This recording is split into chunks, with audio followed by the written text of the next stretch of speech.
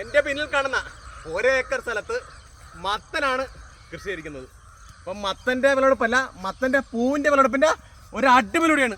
പോകാം വീഡിയോയിലേക്ക്. മത്തൻ്റെ ഒന്നും തന്നെ കളയാനില്ല. കൂമ്പ് ഉപയോഗിക്കാം, മൂത്തല ചിലരൊക്കെ ഉപയോഗിക്കും. പിന്നെ പൂവ് ദേ മത്തൻ, ഇത് പിഞ്ച് മത്തനാണ്. അപ്പോൾ ഇന്ന് എല്ലാം കൂടെയാണ് വിളവെടുക്കുന്നത്. അതായത് ഈ മത്തനൊക്കെ കൃഷി ചെയ്യുന്നുണ്ടല്ലോ, ഒരു 55 ദിവസം ആകുമ്പോൾ ഈ രീതിയിലുള്ള അടിപൊളി ഫ്ലവർ കിട്ടും.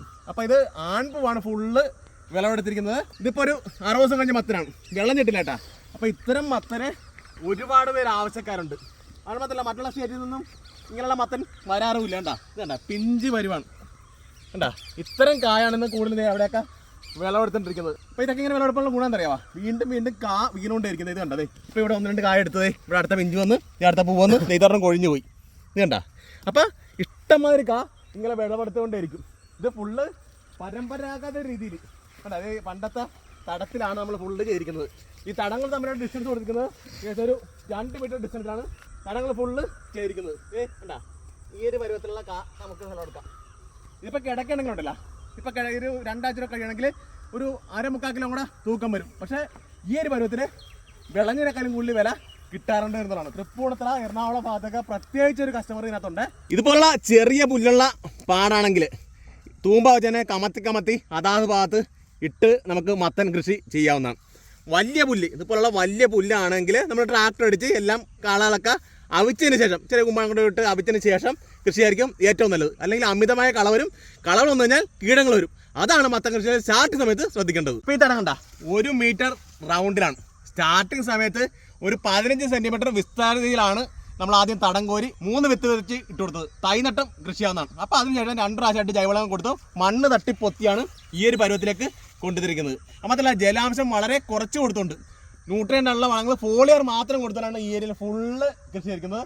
നല്ല ഈലാണ് കിട്ടിയത്. അപ്പോൾ ഇങ്ങനെ രീതിയിൽ ചെയ്യുമ്പോൾ ഗുണമെന്ന് വെച്ചാൽ അമിതമായിട്ടുള്ള വലിയ കായ ഉണ്ടായാലും ഒരു ഇടത്തരം വരും. ഇത് ആ കായൊക്കെ ഇപ്പോൾ വിളവെടുത്ത് നോക്കി കഴിഞ്ഞാൽ അറിയാം. കേട്ടോ എല്ലാം ഒരു 1.5 കിലോ ടൈപ്പാണ്.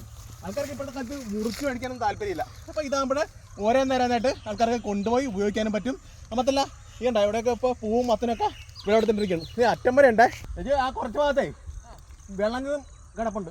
അത് നന്നായിട്ട് വിളഞ്ഞിട്ട് തന്നെ എടുക്കാം. അതിന് കുറച്ച് ആവശ്യക്കാരുണ്ട്. പാടിക്ക് അങ്ങനെ എടുക്കാം. അപ്പം വിളവുറള്ള നോക്കി എടുക്കാം കേട്ടോ. ആദ്യമേ തപ്പൂവിന് എല്ലാ കാലത്തും ഡിമാൻഡുണ്ട്. അതിരാവിലെ വേണം ഇത് പറിക്കാൻ. ഒരു 10 മണിയാണെങ്കിലും ഉണ്ടല്ലോ, ഇത് ഫുള്ള് കൂമ്പിപ്പോകും, നമുക്ക് എടുക്കാൻ പറ്റാത്ത രീതിയിലേക്ക് വരും. അപ്പോൾ ഇത് പരാഗണം നമുക്ക് നടക്കാനുള്ളൊരു അവസരം നമ്മൾ കൊടുക്കും. രാവിലെ സമയത്താണ് കൂടുതലും പരാഗണം നടക്കുന്നത്. കണ്ടാ ഇത് വൈഡ് ഏരിയയാണ്. കണ്ടാ അപ്പോൾ നമ്മൾ ഒരു ഭാഗത്ത് നിന്ന് എടുക്കുമ്പോൾ മറ്റു ഭാഗത്തൊക്കെ ഇഷ്ടംപോലെ ആൺപൂവൊക്കെ നിൽപ്പുണ്ട്. അപ്പോൾ രാവിലെ പരാഗണം നടക്കും. അപ്പോൾ ഇതൊക്കെ നമുക്കൊരു അഡീഷണൽ ലിങ്കാണ്. ഇതിപ്പോൾ ഒരു 10-20 പൂവാണെങ്കിൽ നമുക്ക് 50 രൂപ ഈസി ആയിട്ട് കിട്ടും. ഇതിനൊക്കെ എപ്പോഴും ഡിമാൻഡാണ്. ഇതൊക്കെ മറ്റുള്ള സ്റ്റേറ്റിൽ നിന്നൊക്കെ ഒരു കാരണവശാലും വരികയില്ല. കണ്ടാ ഇതൊക്കെ മറ്റുള്ള സ്റ്റേറ്റിൽ നിന്നൊക്കെ 1-2 ദിവസം കഴിയുമ്പോൾ ട്രാൻസ്പോർട്ട് ചെയ്ത് വരുക. അപ്പോൾ കേരളത്തിലെ ഏറ്റവും വലിയൊരു സാധ്യതയാണ് ഞാൻ പരിചയപ്പെടുത്തുന്നത്. ഇതുപോലത്തെ മണലി ഉള്ള പ്രദേശമൊക്കെ ആണെങ്കിൽ നമുക്ക് മഴക്കാലത്തും വേനൽക്കാലത്തും ഒരേപോലെ കൃഷി ചെയ്യാൻ പറ്റും. ഇപ്പോൾ നല്ല ചെളിപ്പുള്ള സ്ഥലത്താണെങ്കിൽ നമുക്ക് നിലത്തി പടത്തി കൃഷി ചെയ്യുന്നത് ചിലപ്പം അഴുകിപ്പോകാനിടയുണ്ട്. ഇപ്പം വിദേശ രാജ്യങ്ങളൊക്കെ ആണെങ്കിൽ പന്തലിലും കൃഷി ചെയ്യുന്നുണ്ട്. ഇവിടെ മത്തൻ പന്തലിൽ കൃഷി ചെയ്യേണ്ട ആവശ്യമില്ല. പന്തലിൽ കൃഷി ചെയ്യാൻ തന്നെ നല്ല സ്ട്രോങ് ആയിട്ടുള്ള പന്തലിട്ട് വേണം കൃഷി ചെയ്യാൻ. ഈ മത്തനുള്ള പൂ നോക്കിയേ, ഈ പെൺപൂവിനേക്കാളും കൂടുതൽ ആൺപൂവാണ്. 1, 2, 3, 4, 5, 6, 7, 8, 9, 10 ഉണ്ടാ. ഇങ്ങനെയൊക്കെ ഇവിടെയൊക്കെ നിപ്പുണ്ട്. ഇവിടെയൊക്കെ ഇഷ്ടംപോലെ നാളെയൊക്കെ വിരിയാൻ നിപ്പുണ്ട്. അപ്പോൾ ഒരു തടത്തിൽ നിന്ന് ഒരു 50 രൂപ അഡീഷണൽ നമുക്ക് പൂ ഈസി ആയിട്ട് വയ്ക്കാം. മാത്രമല്ല അത് കായൊക്കെ വീണുകൊണ്ടേ ഇരിക്കുന്നു. ഇത് കണ്ടത് കായൊക്കെ ഇവിടെയൊക്കെ ഇഷ്ടംപോലെ കായുണ്ട്. നോക്കിയതേ ഇതിപ്പം ഡാമേജ് ആയിപ്പോയി. നമുക്കൊരു 10-20% കാ ഡാമേജ് ആയി പോകും. അത് നോക്കണ്ട, അത് കൃഷിയിലൊക്കെ കുറേ ഉള്ളതാണ്. പെൺപൂവാണെങ്കിൽ അതെ കായോട് കൂടിയായിരിക്കും ഫോം ചെയ്യുന്നത്. കണ്ടാ ആൺപൂവാണെങ്കിൽ ഇത് കണ്ട ഈ തണ്ട് നോക്കിങ്ങനെ ഇതിങ്ങനെ ഒടിച്ചിങ്ങനെ എടുക്കാനായിട്ട് പറ്റും. കണ്ടാ അത് മാത്രമല്ല ഇതിൻ്റെ കൂമ്പ് ഒരു അഡീഷണൽ ലിങ്കാണ് കേട്ടോ. അതെ ഇതൊക്കെ ഭയങ്കര ഡിമാൻഡ്. ഇതൊരു 10-20 കൂമ്പുണ്ടെങ്കിലുണ്ട്. അതായത് ഇടച്ചിനൊക്കെ ഒരു പരിധി കഴിഞ്ഞുള്ള ഇത് മൊത്തം എടുക്കാനായിട്ട് പറ്റും. ഇതിപ്പം ഒരു 10-15 പീസാണെങ്കിൽ 50 രൂപയാണ് എൻ്റെ ഒരു വില വരുന്നത്.